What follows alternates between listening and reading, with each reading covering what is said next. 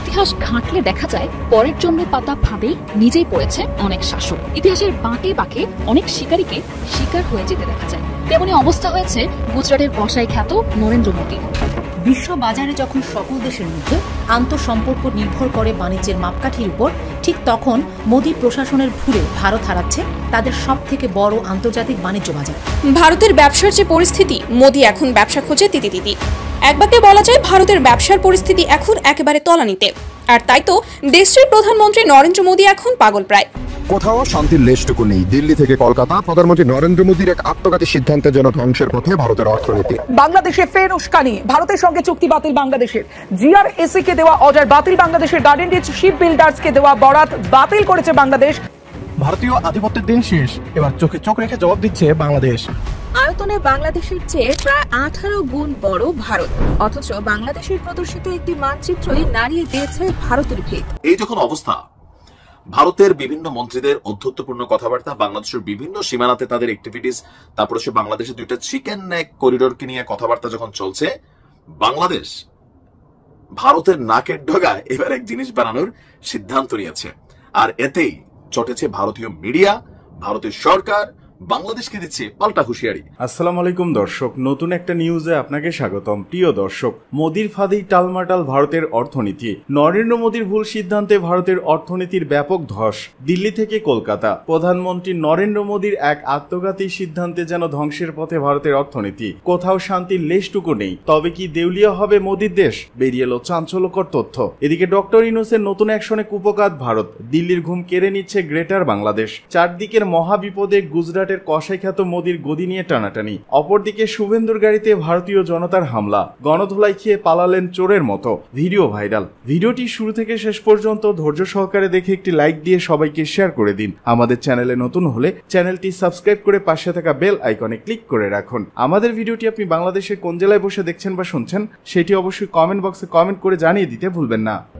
ইতিহাস ঘাঁটলে দেখা যায় পরের জন্য পাতা ফাঁদেই নিজেই পড়েছে অনেক শাসক। ইতিহাসের বাঁকে বাঁকে অনেক শিকারীকে শিকার হয়ে যেতে দেখা যায়। তেমনি অবস্থা হয়েছে গুজরাটের কসাই খ্যাত নরেন্দ্র মোদীর। দিল্লি থেকে কলকাতা, প্রধানমন্ত্রী নরেন্দ্র মোদীর এক আত্মঘাতী সিদ্ধান্তে যেন ধ্বংসের পথে ভারতের গোটা অর্থনীতি। কোথাও শান্তির লেশটুকু নেই।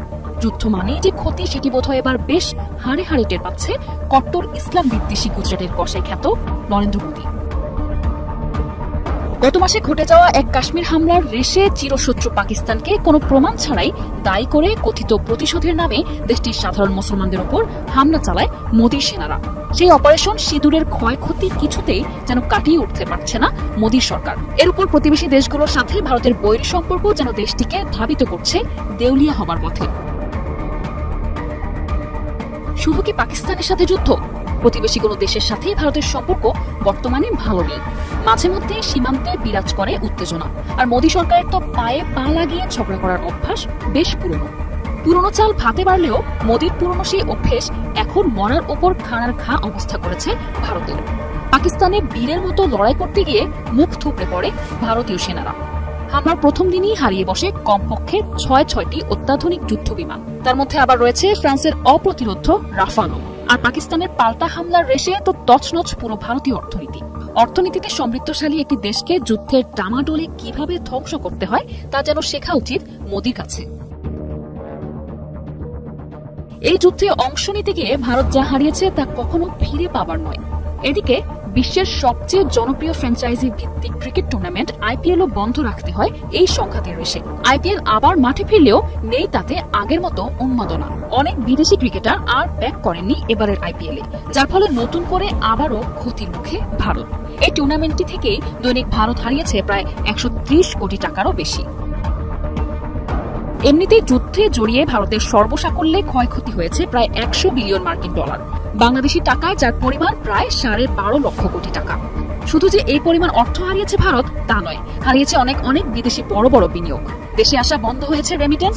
অনেক বড় বড় তারকারা ভারত ছেড়ে অবস্থান নিয়েছেন অন্য কোনো দেশে।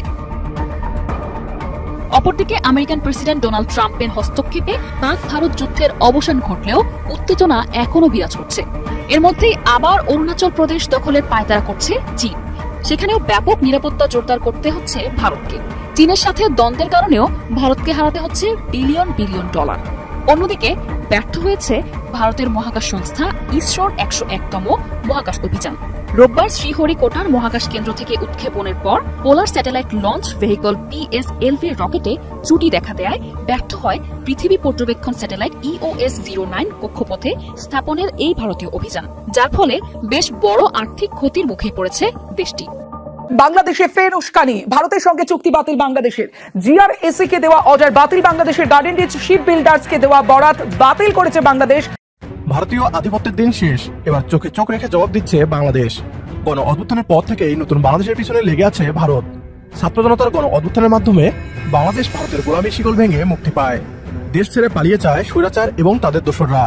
9 মাস পরও যে ভারত এটি মেনে নিতে পারছে না তা প্রমাণিত হচ্ছে দাদাদের বিভিন্ন কর্মকাণ্ডে। বাংলাদেশের রপ্তানিকে আঘাত করার মাধ্যমে এর প্রতিশোধ নিতে ভারতের বাজারে বাংলাদেশের সকল রপ্তানি নিষিদ্ধ করে দেয় ভারত। দাদাদের ধারণা ছিল এতে বাংলাদেশ নত হয়ে পড়বে ভারতের সামনে। ভারতীয়রা হয়তো ভুলে গিয়েছে এটা শেখ হাসিনার বাংলাদেশ নয়, এটা আন্তর্জাতিক খেলোয়াড় ডক্টর মোহাম্মদ ইউনূসের বাংলাদেশ। এই বাংলাদেশ জানে কিভাবে দুশ্মনকে পরাজিত করতে হয়। এবার ভারতের সাথে বাণিজ্য যুদ্ধ শুরু করে দিয়েছে বাংলাদেশও। বাংলাদেশি পণ্য ভারতের বাজারে রপ্তানি নিষিদ্ধকরণের জবাবে এবার ভারতের সাথে হওয়া সকল সামরিক চুক্তি বাতিল করে দিয়েছে বাংলাদেশ। বাংলাদেশের এই সাহসী পদক্ষেপ দেখে ঘুম হারাম পশ্চিমবাংলার মিডিয়ার। তাদের দাবি বাংলাদেশ নাকি আগ বাড়িয়ে ভারতকে উস্কানি দিচ্ছে। বাংলাদেশ নাকি চাইছে ভারতের সাথে একটা যুদ্ধ হোক। হঠাৎ কেন তাদের মুখে এমন কথা? কিভাবে বাংলাদেশের পাল্টা জবাবে কোণঠাসা হয়ে যাচ্ছে ভারত? বিস্তারিত থাকছে আজকের এই ভিডিওতে। অনুরোধ করছি ভিডিওটি শেষ পর্যন্ত দেখার জন্য। এবার যে খবরের দিকে নজর রাখবো, খবর দিন ভরে বাংলাদেশে ফের উস্কানি, ভারতের সঙ্গে চুক্তি বাতিল বাংলাদেশের। GRSA কে দেওয়া অর্ডার বাতিল বাংলাদেশের। গার্ডেন রিচ শিপ বিল্ডার্স কে দেওয়া বরাত বাতিল করেছে বাংলাদেশ। আরো বিস্তারিত বলবে আবির ঘোষাল, রয়েছে আমার সঙ্গে। আবির, দেখো, যেটা জানতে পারা যাচ্ছে সেটা হচ্ছে যে শেখ হাসিনা পদত্যাগ করার কিছুদিন আগেই কলকাতার GRSAর সঙ্গে একটা চুক্তি হয়েছিল বাংলাদেশের প্রতিরক্ষা মন্ত্রক, এবং কথা ছিল বাংলাদেশের জন্য ওশান গোয়িং টাক একটা বিশেষ ধরনের একটা জাহাজ নির্মাণ করে দেবে এই সংস্থা, এবং এর জন্য প্রায় 180 কোটি টাকা চুক্তি হয় এর মধ্যে। তো আচমকা সেই চুক্তি বাতিল করে দেওয়া হয়েছে। যে টাগবোট এগুলো মাঝ সমুদ্র থেকে আকারে বড় জাহাজ যেটি আছে সেটিকে টেনে নিয়ে যাওয়ার ক্ষমতা রাখে, এবং বাংলাদেশ ভারতীয় সংস্থাকে জাহাজ তৈরি করতে দিয়েছিল। তার দৈর্ঘ্য ছিল 61 মিটার, প্রস্থ ছিল হচ্ছে 15.8 মিটার হওয়ার কথা ছিল, এবং গভীরতা হওয়ার কথা ছিল প্রায় 7 মিটার পর্যন্ত। এবং বাংলাদেশ নৌবাহিনীর জন্য এটা অত্যন্ত গুরুত্বপূর্ণ জাহাজ ছিল। তো জাহাজের অর্ডার হঠাৎ কোনো বাতিল করা হলো, তা নিয়ে বাংলাদেশের নৌবাহিনী বা প্রতিরক্ষা মন্ত্রকের তরফ থেকে কোনো বক্তব্য বা ব্যাখ্যা এখনো পর্যন্ত পাওয়া যায়নি। মনে করা হচ্ছে যেহেতু শেখ হাসিনার সময়কার আমলের অর্ডার, যেহেতু তারা এগুলো বাতিল করছে, সেই কারণে এটিকে তারা বাতিল করে দিতে পারে। বাংলাদেশের এই আচরণকে ঘিরে নানা প্রশ্ন ইতিমধ্যেই শুরু করেছে। বেশ আবির, কবে হবে রোডম্যাপ আর কবে হবে ভোট আর কতদিন তদারকি সরকার চলবে? বাংলাদেশ জুড়ে এই সব প্রশ্ন ঘুরপাক খাচ্ছে, আর গদি আঁকড়ে থেকে তারিখের পর তারিখ শোনাচ্ছেন। এতে বাংলাদেশের অনেকের মনেই তৈরি হয়েছে ক্ষোভ, অনেকেই সুর চড়াচ্ছেন। শেখ হাসিনাও ফের নিশানা করেছেন মোহাম্মদ ইউনূসকে। বাংলাদেশ নয়, বরং বাংলাদেশের রপ্তানিতে নিষেধাজ্ঞা আরোপ করে ভারত বাণিজ্য যুদ্ধের উস্কানি দিয়েছে। বাংলাদেশ কেবল ভারতের বিরুদ্ধে পাল্টা ব্যবস্থা নিয়েছে। আজকাল পশ্চিমবাংলার মিডিয়া খুললেই দেখতে পাওয়া যায় ডক্টর মোহাম্মদ ইউনূসকে নিয়ে তাদের সমালোচনার শেষ নেই। বাংলাদেশের নির্বাচন নিয়ে বাংলাদেশের জনগণের চেয়েও ভারতীয়দের বেশি মাথা ব্যথা। তাদের নিউজগুলো দেখলে মনে হবে ডক্টর মোহাম্মদ ইউনূস বাংলাদেশের রাষ্ট্র ক্ষমতা থেকে চলে গেলে যেন তারা হাফ ছেড়ে বাঁচবে। ডক্টর মোহাম্মদ ইউনূসের নেতৃত্বে অন্তর্বর্তীকালীন সরকার ভারতের রাতের ঘুম হারাম করে দিয়েছে। বাংলাদেশকে এখন আর আগের মতো নিয়ন্ত্রণ করতে পারছে না ভারত, তাই তাদের এখন দু চোখের বিষে পরিণত হয়েছেন তিনি। ডক্টর মোহাম্মদ ইউনূস যদি ভারতের বিরুদ্ধে বাণিজ্য যুদ্ধ শুরু করে, তাহলে 18 কোটি বাংলাদেশি তার পাশে থাকবে। একমত হলে কমেন্ট বক্সে ইয়েস লিখে জানিয়ে দিন আমাদের। সেই সাথে ভিডিও শেয়ার করে দেখার সুযোগ করে দিন আপনার বন্ধুদের। ভারত এবং বাংলাদেশের বর্তমান কূটনৈতিক সম্পর্ক একদম তলানিতে। তবে ব্যবসা বাণিজ্য ঠিক আছে, ওইগুলো একদম যে খারাপ চলতেছে তাও না। আওয়ামী লীগ সরকারের করা বেশ কিছু চুক্তি এগুলো এখনো পুনর্বহাল আছে, কিছু কিছু বিভিন্ন জায়গায় হয়তো বাধাগ্রস্ত হয়েছে, অথবা এগুলা রিকনসিডারেশনে চলে গেছে। এই যখন অবস্থা, ভারতের বিভিন্ন মন্ত্রীদের অধ্যত্বপূর্ণ কথাবার্তা, বাংলাদেশের বিভিন্ন সীমানাতে তাদের অ্যাক্টিভিটিস, তারপর হচ্ছে বাংলাদেশের 2টা চিকেন নেক করিডোরকে নিয়ে কথাবার্তা যখন চলছে, বাংলাদেশ ভারতের নাকের ডগায় এবার এক জিনিস বানানোর সিদ্ধান্ত নিয়েছে। আর এতেই চটেছে ভারতীয় মিডিয়া, ভারতের সরকার বাংলাদেশকে দিচ্ছে পাল্টা হুঁশিয়ারি। আমি যারা আমার কলকাতা থেকে বা বিভিন্ন বাংলা ভাষাভাষী মানুষ যারা ভারত থেকে দেখেন আমার সীমান্তের মধ্যে আমার দেশের নাগরিকের প্রয়োজনে আমার সুবিধার্থে আমি একটা কাজ করব, সেইটা করলে আপনি আমারে হুমকি দেওয়ার আসলেই কে? এগুলোর কারণে ভারতের প্রতি বাংলাদেশের সাধারণ জনগণ বিগড়ায় যায়। প্রেক্ষাপট হচ্ছে প্রয়োজনের নিরিখে বাংলাদেশে অনেকগুলো এয়ারপোর্ট করা দরকার এবং যেগুলো বন্ধ হয়ে গেছে চালু করা দরকার। তো আমি কুমিল্লার ছেলে হিসেবে আমাদের কুমিল্লা যে বিমানবন্দরটা ছিল একসময় ঐতিহ্যবাহী, আমি দাবি করছি যে আমার এই বিমানবন্দরটা আবার যেন পুনরায় চালু করা হয়। যাই হোক, ইতিমধ্যে সরকারের একটা সিদ্ধান্ত হচ্ছে লালমনিরহাট এলাকায় একটা বিমানবন্দর ছিল, তো সেই বিমানবন্দরটি নতুন করে চালু করার সিদ্ধান্ত নেওয়া হয়েছে। আর সেনা সদর থেকে একটা বক্তব্য আসছে যে দেশের স্বার্থেই এই বিমানবন্দরটি চালুর সিদ্ধান্ত হয়েছে বলে জানানো হয়েছে। তবে বিমানবন্দরটি চালু হলে পাল্টা ব্যবস্থা নেওয়ার হুঁশিয়ারি দিয়েছে ভারত। কেন? পাল্টা ব্যবস্থা হিসেবে ভারত তাদের ত্রিপুরা রাজ্যের কৈলা শহরের 3 দশক পুরনো বিমান ঘাঁটিটি চালু করবে। তো কর, তোমরা দেশের মধ্যে বাবা, তোমরা যদি করার দরকার থেকে করো, আমরা করলে তোমরা করো, বিষয়টা কি বুঝলাম না। ভারতের গণমাধ্যম এনডিটিভি তাদের এক প্রতিবেদনে বলছে যে আপনার চীনের সহযোগিতায় দ্বিতীয় বিশ্বযুদ্ধের সময়কার লালমনিরহাটের যে বিমানবন্দরটি আছে সেটাকে পুনরায় চালু করার পরিকল্পনা করেছে বাংলাদেশ সরকার। এটাকে পুনরায় চালু করতে চীন সহযোগিতা করবে। এমনকি সেনা সদরের এক ব্রিফিং এ বাংলাদেশ সেনাবাহিনীর মিলিটারি অপারেশনস অধিদপ্তরের পরিচালক ব্রিগেডিয়ার জেনারেল নাজিম উদ্দৌলা বলেছেন, দীর্ঘদিন অব্যবহৃত থাকা লালমনিরহাট বিমানবন্দরটি প্রয়োজনীয়তার ভিত্তিতে সচল করা হচ্ছে।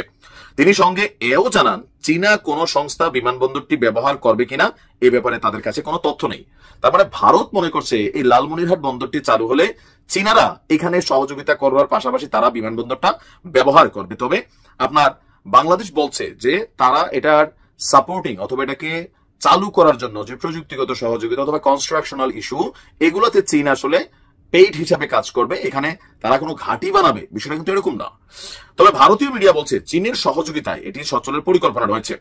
এনডিটিভি বলছে রংপুর বিভাগের, আপনারা জানেন যে রংপুরের সাথে ভারতের একটা বিশাল সীমান্ত আছে যেটাকে বলা হচ্ছে যে বাংলাদেশের চিকেন স্ন্যাক। তো লালমনিরহাট বিমানবন্দরটি সচল করার বিষয়টি ভারতীয় প্রশাসনের সতর্কতা তৈরি করছে, কারণ তাদের শঙ্কা এখানে চীনের সামরিক বাহিনীর অবকাঠামো থাকবে। তো বাংলাদেশ কি এটা মাইনা নিবে? জীবনও মানবে না।